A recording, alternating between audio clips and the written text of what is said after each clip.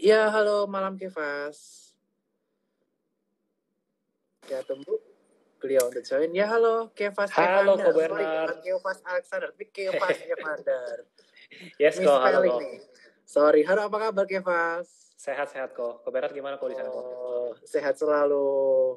Yes. Gimana nih Kevas nih? Udah berapa lama nih di pasar saham? Mungkin bisa dikenalin dulu diri Kevas kepada teman-teman Cuantopas di tempat ini. Oke, halo semuanya yang belum kenal, kenalin gua Kevas. Gua memulai investasi saham itu pas umur berapa ya? Tahun 2014, umur 20 gitu ya. Jadi itu waktu itu masih kuliah dan ya sampai sekarang 7 tahun di pasar modal, banyak sekali manfaatnya, terutama dari segi finansial memang sangat berasa sekali ya benefitnya kita investasi saham sejak dini. Meskipun nyesal juga sih kenapa baru umur 20 ya, tadi Kobera bilang Warren Buffett aja umur 11 atau 14 ya gitu, lupa gitu. Dari belasan 12, tahun aja udah mulai. 12 ya bahkan ya. Yeah. 12 aja dari saham itu. Jadi kayak cukup menyesal kenapa baru umur 20, but ya it's okay. At least kita udah mulai lah. Ya nggak kok? Yes, daripada kita mulai telat, entar-entar aja atau entar sok, entar besok, mending kita mulai sekarang juga, di mana teman-teman bisa buka rekening untuk inform.sukosekitas.com. Dan tentu saja Kevas ini juga nggak telat banget nih, karena banyak yang mulai ini umur 25 tahun. Dan saya mulai juga di umur 22 tahun. Itu pun saya baru mengenal reksadana. Jadi Kevas ini beruntung banget, sudah mengenal instrumen pasar saham di usia 20 tahun. Yes. Nah, dari pengalaman jatuh bangun investasi Kevas dari usia 24 dari usia 20 tahun hingga saat ini 7 tahun di tahun 2014 lalu, udah apa jatuh bangun yang Kevas alami selama menjadi investor? Banyak ya, jatuh bangun sih banyak ya, apalagi awal-awal itu mungkin 2-3 tahun pertama tuh pengalaman di gebuk market ya sering lah gitu kan. Mulainya dari awalnya kan sebenarnya pinginnya trading, jadi trader, belajar technical analysis dan segala macam. Sebenarnya 2015 kenapa saya suka saham, karena 2015 itu ini kok bullish banget lah ISG ya kan. Habis mini crisis ya, habis mini crisis turun 20-30%, akhirnya bullish ya. Iya, terus waktu itu kan juga mungkin baru tahu juga tuh ada efek-efekan terhadap presiden gitu kan, ada Jokowi efek. Baru calonin aja IHSG udah terbang-terbang terus. Jadi pick saham apa aja itu rasanya untung pada waktu itu gitu. Nah, jadi baru mulai belajar pas 2015, marketnya agak turun lagi. Wah, kok susah juga ya, ternyata nggak segampang itulah cari duit di market. Akhirnya sempat ganti haluan tuh kok, sempat ke forex dulu lah, segala macam. Cuma waktu belajar yang instrumen-instrumen lain, belajar juga fundamental lah, karena ngeliatin tokoh-tokoh orang sukses kebanyakan kok investasinya long term ya gitu. Akhirnya milih saham berdasarkan fundamentalnya, dibiarin, didiemin, kok resultnya lebih bagus dibandingin kalau waktu itu aku belajar instrumen lain kayak forex, trading terus malah nggak profit gitu. Ya mungkin akunya sendiri yang kurang belajar kali ya waktu itu tradingnya ya. Cuma dari situ ngerasain, wah investasi yang agak long term itu kok lebih nyaman buat saya gitu. Oke, jadi secara jatuh bangun yang dialami oleh Kevas di tahun 2014 sampai 2021 ini adalah perjalanan di mana ketika awal mula bullish banget market waktu pemilu, tapi karena ada tapering di tahun 2015 mengalami penurunan, dan di situ Kevas belajar banyak rugi, akhirnya sempat berpaling di dua saham yaitu forex, tapi akhirnya menemukan metode yang pas untuk diri Kevas sendiri, yaitu sebagai investor atau metode investasi. Nah, kalau menurut Kevas nih, Kevas, kenapa lebih cocok untuk menjadi seorang investor daripada seorang trader? Karena kita kebanyakan bintang tamunya sebelumnya trader semua. Tapi iya. Kenapa Kevas lebih cocok menjadi seorang investor daripada trader? Silahkan. Menurutku semua disesuaikan dengan profil resiko dan aktivitas ya. Jadi dulu kan saya kuliah, masih kuliah, mahasiswa akhir. Waktu itu kebetulan memang kuliahnya tuh kuliah bisnis. Nah, jadi memang punya idealisme, aku pengen bangun bisnis gitu. Jadi dalam fase-fase membangun bisnis kan butuh effort ya, takes time dan segala macam. Jadi ngelihat waktu untuk ngeliatin market itu nggak sesering itu. Makanya dulu belajar forex pun semuanya dari aplikasi HP aja gitu, nggak sempat bukain yang lewat komputer dan segala macam. Akhir itu tapi jatuh bangun juga bisnis segala macam, terus sempat bekerja sebagai karyawan korporat gitu. Sebagai karyawan korporat pun juga ngerasa kayak, wah ini kalau saya mau dedikasi di karir, itu butuh effort juga. Pagi harus meeting dan segala macam kerjaan, jadi udah nggak sempet tuh lagi ngeliatin yang namanya market saham gitu. Cuma ada punya waktu ya kalau udah habis kerja, kemudian weekend, itu ya sukalah nganalisa secara fundamental. Nah, jadi lebih disesuaikan sih ke profil resiko, ke profil kerjaan juga pada waktu itu. Yes, setuju banget ya. Kevas ini jadi pengalaman yang bagus buat teman-teman para cuan troopers. Jadi mungkin saat ini kita mendapatkan fleksibilitas di mana dikarenakan pandemi COVID-19 banyak from home, kemudian mungkin bisa disambis trading. Jadi banyak teman-teman yang jadi trader di kala pandemi COVID-19 terjadi. Tetapi jika nanti teman-teman udah mulai bekerja dan ternyata pekerjaan tidak membuat teman-teman mampu untuk istilahnya mengamati market secara lebih detail dari sisi stock price movement-nya, teknik analisis, dan lain sebagainya. Tentu saja teman-teman menjadi investor bukanlah menjadi pilihan yang buruk. Karena tentu saja banyak investor sukses di belahan dunia manapun, seperti Warren Buffett, dan di Indonesia ada Bapak investor Indonesia yaitu Pak Lo Keng Hong, yang tentu saja menjadi banyak inspirasi juga dari anak muda. Nah, kalau dari Kevas sendiri ini kan kita penasaran, investor ini banyak tipenya. Ada yang pakai value investing, growth investing, maupun income investing. Kalau Kevas sendiri, bagaimana style investasi dari Kevas? Silahkan. Oke. Aku nggak ngotak-ngotakin mana value, mana growth gitu. Kalau aku bilangnya fundamentalis, gitu aja. Generalis. Jadi, I do invest in value stock gitu ya. Kalau memang ada peluang di value gitu. Dan I do invest in growth stock kalau memang ada peluangnya di growth gitu. Jadi dua-duanya aku sentuh sebenarnya. Ya karena kalau memang disodorkan dengan suatu perusahaan yang, wah ini cash rich company, perusahaannya asetnya, ada hidden assetnya, segala macam, dikasih under value banget. Masa ditolak gara-gara bilangnya, enggak, gue growth stock kok, gitu. Gue growth investor, gitu. Gue nggak sentuh saham-saham gini. Kayaknya sayang aja gitu. Nah, kebetulan kan aku suka banget sama namanya Peter Lynch, gitu. Jadi, salah satu buku yang aku pelajari makan Peter Lynch. Peter Lynch sendiri kan mungkin dikenalnya sebagai sosok ini ya, growth investor gitu. Yes. Tapi sebenarnya nggak juga gitu. I think Peter Lynch is a value investor tuh. Kenapa? Karena di dalam bukunya dia juga tulis strateginya dia juga milih saham-saham yang asset play. Ya, asset play itu kan artinya dia cari yang benar-benar under value dibandingin dengan asetnya. Nah, jadi dari situ ya aku nggak ngotak-ngotakin value, growth. Nah, dua-duanya aku ambil kalau emang ada opportunity-nya.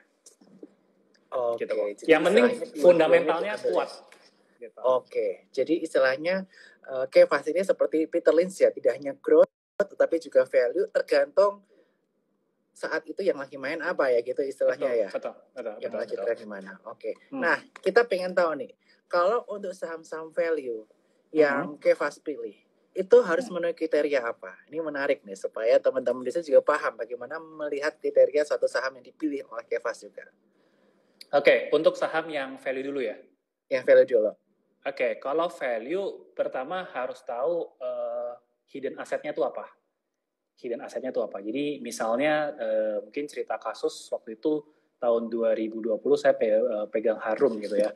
Harum itu punya cash rich company yang kuat banget. Dia hutang sangat rendah dan segala macam, dan market cap-nya dia itu hampir mirip dengan cash-nya dia gitu. Jadi padahal itu perusahaan kan masih growing kok.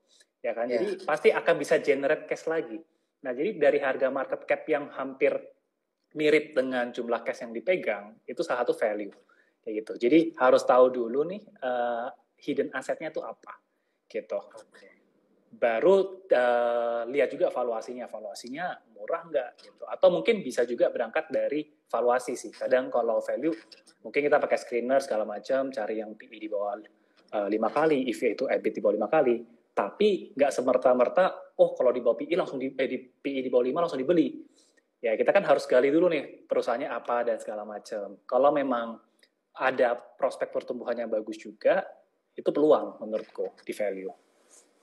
Jadi yang pertama kita lihat dulu ya hidden assetnya seperti apa sih. Sebagai contoh Harum waktu itu ada cash-nya, di mana cash-nya dengan market cap itu hampir sama.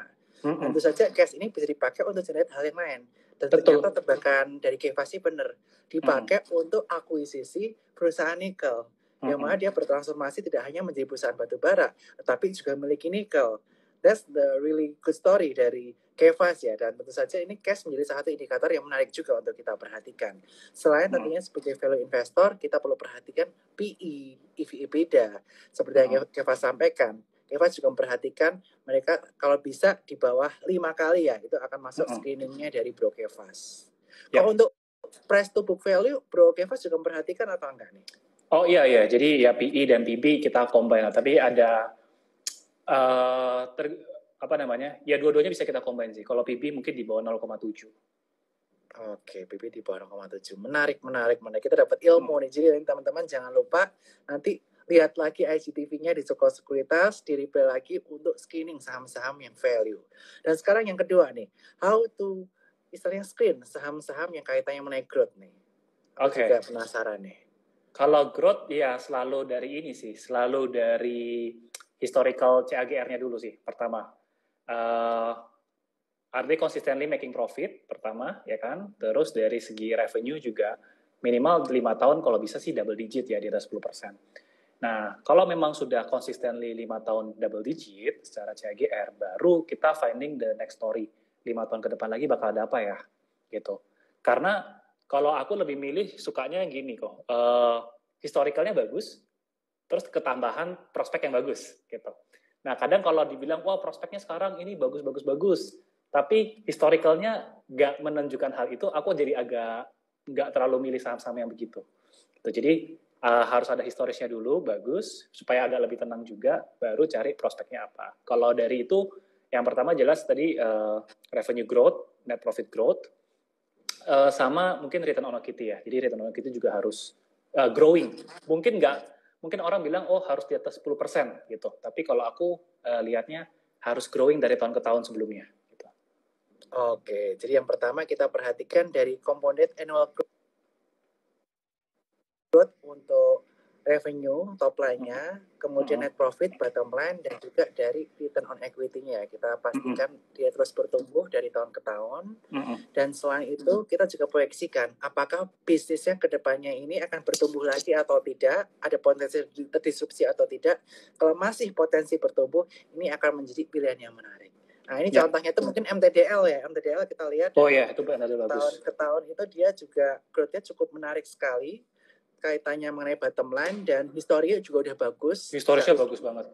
Dan ternyata karena pandemi COVID-19 ini terjadi, banyak perusahaan-perusahaan melakukan digitalisasi, kemudian server capacity segala macam ditingkatin karena orang-orang pada work from home, VPN dan lain sebagainya. Akhirnya performa di tahun 2021 ini juga terus menggila.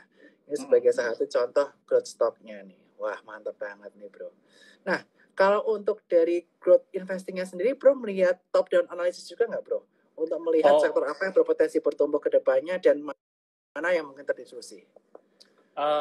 Yes, aku lihat sih, karena bahkan aku secara screeningnya pertama sebenarnya nge-screeningnya memang berdasarkan sektor dulu, gitu. Jadi base yang pengklasifikasian sektornya IDX, di situ aku udah bikin list sendiri gitu ya. Jadi setiap sektor-sektor tuh aku liatin ada saham apa aja. Nah, dari situ ya tentu aja aku akan melihat sektor mana yang di dalam sektornya itu perusahaannya itu banyak yang profitable, ya kan? Karena kalau di dalam sektor itu ternyata isinya rugi semua, itu kan biar kita tahu tuh itu sebenarnya industrinya susah gitu, ya kan? Yes. Misal kayak industri tourism dulu sebelum pengklasifikasian lama, before pandemic aja sektor tourism tuh banyak banget perusahaannya di dalamnya tuh berdarah-darah gitu. Jadi dari situ kan kita bisa tahu, oh ini prospeknya nggak terlalu bagus gitu. Tapi kalau misalnya kita lihat, oh sektor batu bara gitu, before harga saham batu bara ini lagi naik terus, ya kan? Di dalam sektor tersebut banyak banget perusahaan yang memang tebel-tebel cuannya. Nah dari situ aku ngerasa, oh batu bara ini berarti sektor yang bagus, kayak gitu. Jadi screeningnya memang dari sektor. Dari makroekonomi mempengaruhi sektor apa yang diuntungkan ya. Sebagai contoh, saat ini harga batu bara meningkat cukup signifikan, tentu saja ini akan mampu mendongkrak top line maupun bottom line dari perusahaan-perusahaan batu bara. Kita pilih nih yang dari saham-saham batu bara tersebut yang menarik apa, baru kita bandingkan mungkin dari rasio-rasio keuangannya ya, Bro. Betul. Oke, Fas. Iya, selalu lihat dari rasio keuangannya sih juga. Nah, rasio yang dibandingkan apa nih? Misalnya lagi perusahaannya bertumbuh nih, top down-nya bagus. Kira-kira rasio yang dibandingkan apa? Seperti yang tadi yang value juga atau yang growth? Yes, sama kayak yang growth tadi. Jadi selalu dari return on equity, kemudian historical top line growth sama bottom line growth, revenue dan net profit growth. Itu yang paling penting.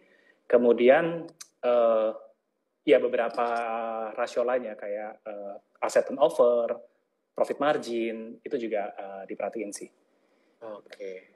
Wah, ternyata seru banget ya teman-teman Cuan Plus. Kita nggak cuma ngomongin trading, tapi kali ini kita dapat banyak insight nih, ngomongin bagaimana strategi investasi, baik secara value maupun growth. Dan nanti buat teman-teman yang pengen Q&A, yang ingin bertanya, jangan lupa masukin di kolom Q&A, dan kita akan lanjutkan pertanyaan lagi nih ke Bro Kevas. Kira-kira sektor apa sih yang menarik untuk kita simak di kuartal 4 2021? Tentu saja akan kita pertajam di 15 menit kedua ini. Oke, Bro Kevas, kira-kira apa nih sektor yang menarik untuk kita simak di kuartal 4 2021 ini menjelang tapering dan setelah kita melewati bottom-bottomnya IHSG yang biasa di bulan September atau Oktober awal. Silakan, Bro Kevas. Jadi mungkin udah kesebut ya, aku masih percaya saham batubara masih lagging dibandingkan dengan harga batubaranya sendiri. Jadi I still have positive view di saham-saham batubara. Kayak gitu. Jadi batubara masih salah satu jagoan lah. Kemudian yang kedua mungkin sangat klasik tapi nggak akan ada matinya, itulah banking. Ya, banking itu juga my favorite sector all the time sih sebenarnya kayak gitu. Dan sisanya karena banyak sektor-sektor yang berbasis industri ya, jadi ya tinggal dipilih aja saham-sahamnya apa yang lagi bagus. Karena kadang sektornya bagus tapi kalau sektornya lagi nggak bagus gitu ya, tapi kinerja emitennya bagus, kita bisa pilih juga kalau gitu. Oke, jadi yang pertama tadi call, ini juga sama nih pilihannya. Cuma nanti aku pengen cross checking sama nggak pilihan sahamnya nih. Kemudian yang kedua banking, ini aku juga suka nih, aku untuk 3-6 bulan ke depan, aku juga udah bilang terus di saham pagi Clubhouse, selain call ada banking, dan yang ketiga tadi industri ya? Mungkin nggak ada spesifik sih, kalau yang ketiga aku belum nemu yang spesifik secara sektor. Yes, yang ketiga kalau industri kita happy sama otomotif sih dari Joko Sekuritas. Ya, otomotif juga cukup menarik sih. Asa Internasional. Yes. Oke, nah kita akan bahas per saham nih. Yang call nih, setelah belum melakukan screening nih, call kan meningkat cukup signifikan di atas 170 USD per tonnya, lebih tinggi dari tahun 2018. Nah, kira-kira dari call sendiri, dari berbagai banyak pilihannya, saham apa yang menjadi pilihan dari Bro Kevas? Oke, kalau yang memang sudah ada itu ada PTBA, sama yang kedua sudah ada sejak lama itu Harum, kayak yang tadi saya jelasin. Ya, cuma yang memang di luar dua saham ini yang menurut saya juga bagus, nggak kalah bagus juga ya, itu ITMG sama Adaro. Itu udah top 4-nya aja. Oke, jadi benar-benar yang istilahnya pertumbuhannya solid ya. Jadi seperti PTBA itu benar banget bottom line-nya bertumbuh signifikan antara Q1 ke Q2. Dibandingkan yang lain-lainnya, PTBA ini yang bottom line growth-nya atau earning growth-nya paling signifikan nih dibandingkan dengan ITMG, Adro, maupun saham-saham batubara lainnya. Dan ekspornya juga meningkat banyak sih. PTBA ekspornya juga lumayan. Jadi harusnya sih Q3, Q4 kalau ekspornya masih jalan lagi, berarti kan dia cukup diuntungkan dengan kenaikan harga batubaranya gitu. Harusnya. Betul. Jadi PTBA ini juga udah bertumbuh ya, nggak cuma mengandalkan dari PLN doang yang biasanya demand utama dari situ, tapi udah banyak pasar ekspor. Dan selain pasar ekspor yang harga yang meningkat signifikan, harga acuan batubara dalam negeri pun juga ditingkatkan nih. Di kisaran angka 150 USD per tonnya baru awal bulan ini atau awal bulan lalu gitu, Indonesia ini akan mampu menunjang performa dari PTBA di kuartal 3 ini. Nah, kalau untuk kaitannya mengenai hubnya semua komoditas nih, yang tentu saja membutuhkan alat berat, seperti emitennya yaitu unit factor. Yes. Itu bagaimana pandangan Bro Kevas? UT juga bagus, tahun lalu saya udah pegang, cuma sudah lepas juga. Cuma karena harganya balik lagi ke di bawah 20.000, itu sebenarnya menarik sih kalau harganya bisa 20.000. Bahkan kemarin sempat 18.000 ya. Jadi secara value, I think UT sangat menarik ya. Dan ya kalau memang global nggak jelas, sebenarnya cukup diuntungkan juga karena dia kan punya tambang emas. Jadi biasa kan harga emasnya terapresiasi. Jadi dengan pulihnya sektor batubara, permintaan demand terhadap alat berat juga pasti naik. Jadi dia punya banyak sektor yang mendukung sih seharusnya. kayak gitu. Yes. Dan dia juga terdiversifikasi ya kaitannya mengenai revenue stream-nya, nggak cuma batu bara maupun alat berat, tapi ada gold juga yang telah disebutkan oleh Kefas tadi. Nah, selanjutnya nih, kita sebelum ke Q&A, kita yang kedua, di sektor kaitannya terkait mengenai banking. Kira-kira apa yang menarik menurut pandangan Bro Kefas? Wah, kalau menarik, top 2-nya tetap BCA sama BRI. Ya, cuma saat ini sedikit yang lagi under value. Ya, mungkin ada, kalau nggak salah, BDMN ya, yang agak lagi under value. Sama ini, sebenarnya selain banking, tadi kan Kobera sebut otomotif ya. Sebenarnya saya lebih sukanya kalau otomotif tuh ke bisnis pembiayaannya kok. Jadi ke Adira sama Bevin. Adira sama Bevin itu ya. Aku lebih suka ke pembiayaan yang berhubungan sama otomotifnya.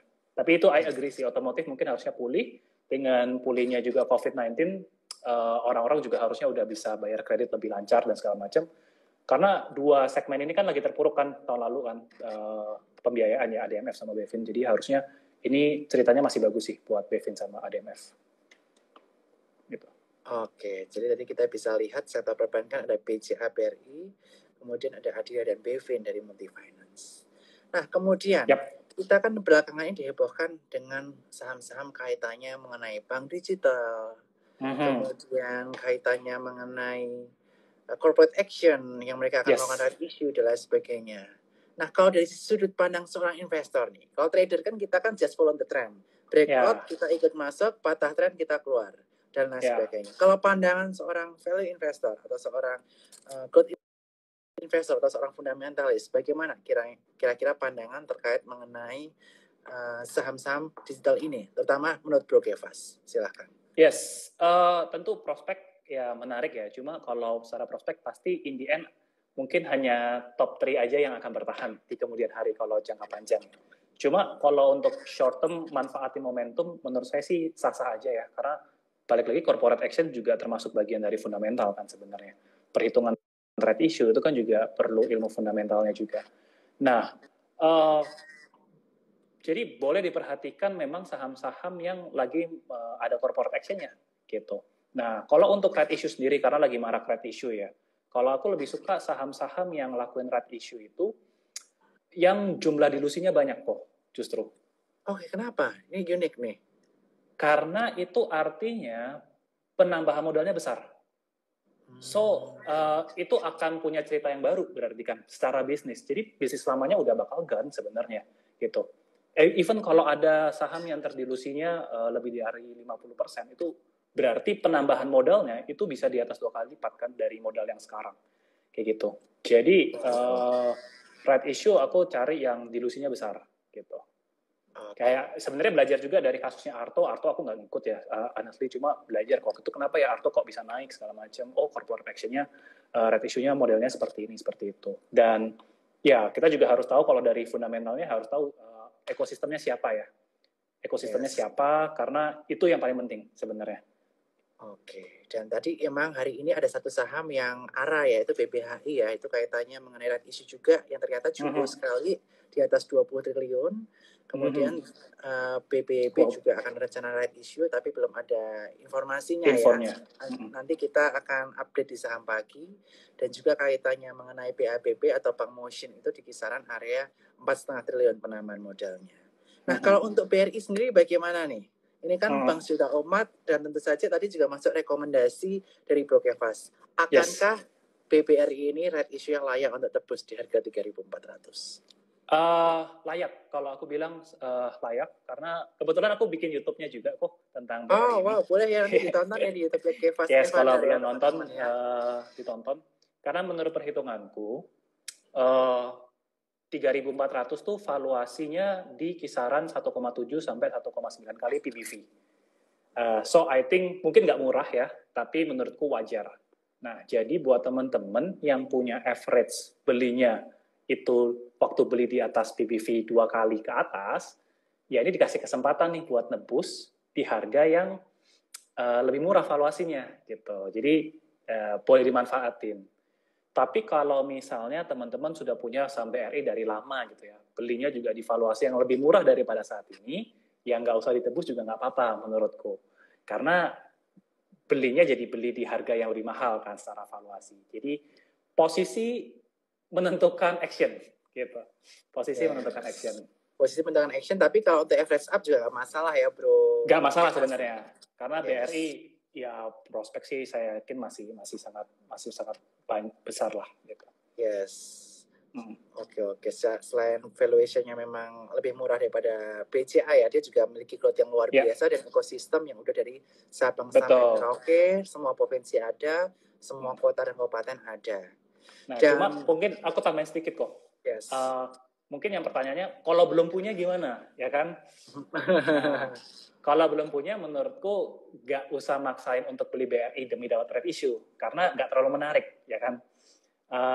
Tadi kalau right issue-nya ini dilusinya nggak terlalu besar kok, cuma 18%. Meskipun jumlah modalnya gede ya, 90 triliun gitu. Tapi kayak tadi aku bilang, dilusinya kecil. Jadi buat manfaatin short term gain, mungkin yang trader-trader gitu nggak terlalu menarik sih. Karena potensi geraknya juga mungkin nggak terlalu banyak kayak gitu. Oke. Dan tentu saja buat teman-teman sekalian yang mau tebus right issue-nya, teman-teman tunggu email dari Sukor Sekuritas, di mana kita ada blast email buat teman-teman yang berhak atas right issue BRI, BABP, atau BHIT yang mau tebus, nanti bisa klik link di email confirmation kita, atau bisa baca panduannya di grup Telegram Sukor Cuan Troopers, khusus nasabah Sukor Sekuritas, teman-teman bisa tebus di situ. Dan juga buat teman-teman yang mau beli right, atau mau jual right-nya. Sekarang teman-teman kabar baik buat nasabah Sukor Sekuritas, teman-teman bisa beli jual right pakai aplikasi online trading yang di laptop, yang di desktop, masukin di pasar tunai. Jadi teman-teman bisa trading sendiri. Kalau teman-teman kemarin nggak dapet right-nya BRI, udah masuk ke pasar tunai, beli right-nya. Kalau misalnya ada yang dijual right-nya harga murah, nanti jangan lupa ditebus setelah teman-teman beli. Itu juga bisa. Hanya di aplikasi online trading Sukor Sekuritas, terutama yang versi desktop. Nah, teman-teman bisa tanya DM ke Mimin Sukor Sekuritas untuk tanya detailnya. Yang pasti admin Sukor Sekuritas akan siap sedia membantu teman-teman kaitannya mengenai corporate action. So, jangan lupa buka rekening di eform.sukorsekuritas.com. Nah, bro, sekarang kita akan buka pertanyaan buat Bro Kevas. Dan sekarang kita akan ada beberapa pertanyaan. Nah, ini pertanyaan terakhir dari Budi 1530 sebelum kita Q&A. Bagaimana dengan kaitannya mengenai emiten-emiten kertas seperti INKP Tekim yang valuasinya masih sangat murah saat ini di bawah PI 10 kali, akan tetapi harga pulp and paper juga mengalami penurunan. Kira-kira bagaimana? Aduh, aku lagi nggak bawa laptop lagi. Cuma mesti dicek sih, kalau nggak salah ingat kinerjanya INKP itu agak menurun ya kalau nggak salah ya. Jadi growth-nya agak menurun ya. Jadi harus ada tanda-tanda pemulihan top line dulu, baru mungkin consider untuk masuk. Kalau lagi turun-turun ya nggak terlalu consider sih. Makanya kadang PI atau PB murah itu start beginning-nya, tapi harus dicek ada growth-nya atau enggak. Kayak gitu. Oke, good idea. Jadi teman-teman kalau melihat saham, jangan cuma lihat PI, PBV, tapi lihat growth earnings-nya bertumbuh atau enggak. Nah, seperti INKP Tekim ini agak terkoreksi karena harga pulp and paper mengalami penurunan. Nah, ini perlu diperhatikan oleh rekan-rekan sekalian. Nih, thank you bro Kevas untuk insight-nya nih. Sekarang kita akan bahas pertanyaan lainnya di Q&A. Nah, ini ada yang menanyakan mengenai saham baru IPO, yaitu GTSI yang ARB berhari-hari berturut-turut. Nah, tips-tipsnya bagaimana Bro Kevas untuk menilai saham yang baru IPO nih?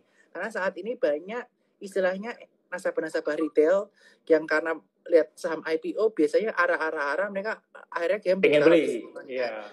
Tiba-tiba ada satu yang ARB. Gimana menindaklanjutinya nih? Silakan bro. Atau bagaimana menilai saham IPO? Ya ini kalau cuma caranya ya cuma berharap arah ya tentu aja salah ya. Cuma ya karena kan semua probabilitas. Jadi ya memang harus siap kalau ternyata IPO nggak arah ya harus disiplin cut loss gitu. Tapi kalau ARB terus nggak bisa cut loss ya emang harus siap gitu. Konsekuensi untuk beli ya. Tapi kalau misalnya ya makanya selalu karena kalau IPO kan belum terlalu bisa ya. Either technical pun juga kan historis chartnya belum ada gitu kan. Betul. Dari fundamental juga cuma berdasarkan prospektus dan belum ada secara konsistensinya.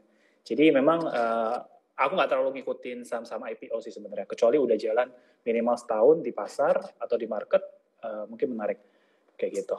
Yes, jadi saham-saham baru IPO itu risikonya cukup tinggi. Jadi teman-teman harus perhatikan siapa underwriter-nya, laporan keuangannya, walaupun kita belum bisa melihat secara detail karena belum ada progresnya seperti apa, secara teknikal maupun fundamental. Yang penting kalau adalah nggak salah GTSI ya yang GTS. Oh, yes. okay. Yang GTSI. ARB itu Dan yang paling GTSI. penting ya GTSI 2 hari ARB. Oke. Gitu. Mungkin juga ini nggak sih kok karena kayaknya itu kan dia nominalnya agak kecil ya, cuma 100 perak. Jadi kayak mereka berusaha menggait investor retail sebanyak-banyaknya. Jadi agak serem juga sebenarnya malahan. Yes. Yang kayak gitu. Dan waktu itu alokasinya 100% auto pooling. Jadi emang udah kelihatan bahaya. Jadi ini mungkin perhatian buat teman-teman ya. Money management ketika IPO. Jangan sampai teman-teman karena ngarep itu arah, pinjam duit kanan kiri depan belakang, kumpulin untuk ikut book building atau ikut pooling. Tiba-tiba pooling dapat 100%, habis itu sahamnya ARB berhari-hari. Nah, itu bukan yang direkomendasikan. Teman-teman harus perhatikan money management juga untuk kaitannya mengenai mengikuti IPO. Dan perhatikan perusahaannya dan pastikan teman-teman mengenalnya. Nah, oke. Bro Kevas, selanjutnya kita ada pertanyaan untuk emiten telco. Bagaimana prospek emiten telco dan pandangan Bro Kevas terkait mengenai telco company di Indonesia? Silakan. Telco company menurutku sektor yang bagus. Secara perusahaan mungkin berdarah-darah, cuma karena gini, industrinya cukup kompetitif, ya kan. Jadi kalau ini berlanjut beberapa tahun ke depan, pasti akan ada penggabungan bisnis dan segala macam.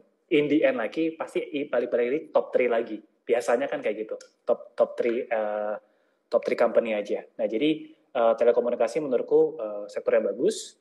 Terus dengan potensi misalnya kayak kita ke depan mungkin akan 5G, di Indonesia kan ketinggalan, di luar sudah ada. Jadi prospek itu pasti masih akan ada.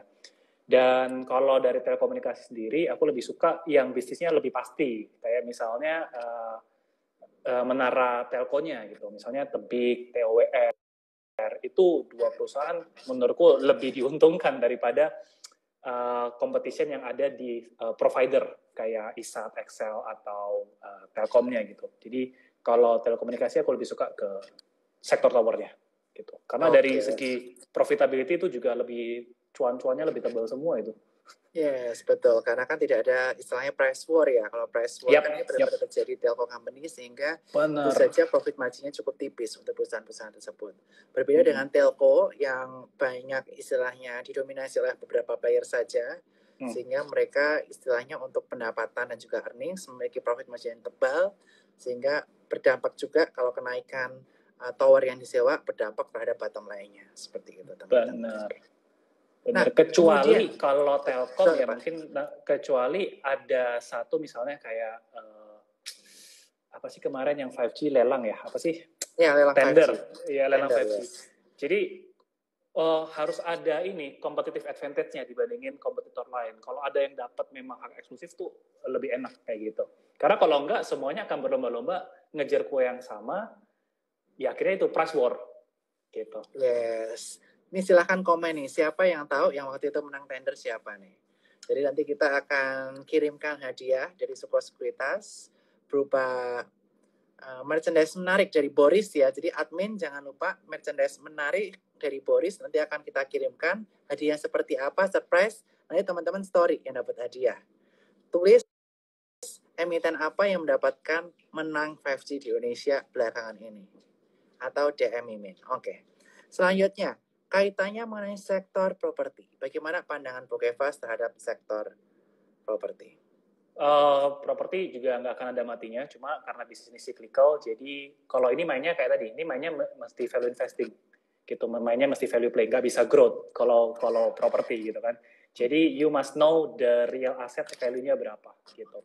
Dan properti menurutku bagus ya. Kalau mungkin top 2-nya aku lebih suka BSD sama Pakuwon. BSD dari sisi aset yang sangat melimpah memang, dan kalau Pakuwon karena diimbangi dengan recurring yang bagus, cuma karena pandemik ya, jadi PW-nya agak susah lah sekarang. Cuma value, kalau main value play, maybe BSD one of top company-nya. Oke. Dan benar banget ya bro ya, jadi kita melihat bahwa kalau untuk property company itu biasanya kita melihat diskon RNAV-nya. Yes, Diskonnya benar berapa sekali. persen, kita lihat average-nya selama ini B-nya di berapa, rata-rata 5 tahun terakhir, yang sekarang ini lebih murah daripada diskon RNAV rata-ratanya, itu bisa kita pilih. Sahamnya Benar. BSD betul, dia memiliki land bank yang paling besar di seluruh Indonesia. Tetapi PKSL kalau lebih saya besar lagi pribadi, sebenarnya. ya, PKSL juga gede loh Pak Levi. BKS gede, tapi kan utangnya gede banget juga. Iya. Kalau saya pribadi, saya kan swing trader. Saya paling suka Mhm. SMRA sama SMRA CTRA. ya. Gerakannya lebih lincah, apalagi SMRA. Jadi teman-teman cuan teman udah tahu nih, kalau Bernard properti pasti SMRA karena lincah. Dan Ya, baru ya. baru berapa hari ini tadi CTRA itu baru tumen-tumenan aja karena SMRA-nya udah ketinggian. Jadi harus kasih alternatif buat teman-teman yang ketinggalan. Jadi waktu itu 3 hari lalu kita udah komen CTRA juga. Dan di sini udah ada yang menang nih. Yang menang tadi namanya Arbian Pratama. Nanti Arbian Pratama jangan lupa DM Suko Sekuritas satu hadiah. Mantap. Nanti kita kita kasih Boris, teman-teman admin support jangan lupa ya bilang hadiah Boris. Terus koran lapuk, teman-teman juga dapat koran lapuk, jangan lupa DM ke Suko Sekuritas, bilang dapat Boris. Dan selanjutnya